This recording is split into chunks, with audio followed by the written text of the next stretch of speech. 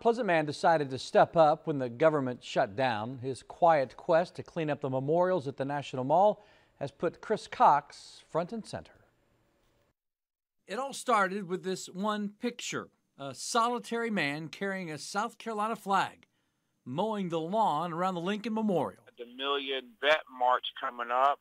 That's when I decided I need to go cut the grass because it's looking so raggedy. Trash cans like that. When the government shut down, the memorials were no longer being cleaned, and it was then when Cox jumped into action.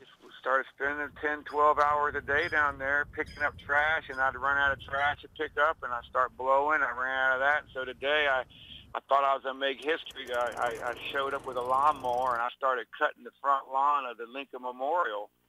And Forrest Gump style, I guess. And after about 2.5 hours, the park police decided they didn't like it. It wasn't just the trash and the grass. Cox also cut up a fallen tree.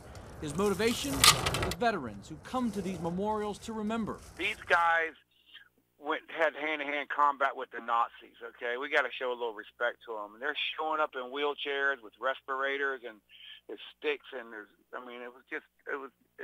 was turning into chaos. It was like a little ghetto. Cox said this was the right time to get back. As for his newfound fame, my goal was to prevent the headlines, not make them. I just didn't want the newspaper or the television to go out there and show these veterans showing up with disgust on their face because of all the trash blowing around.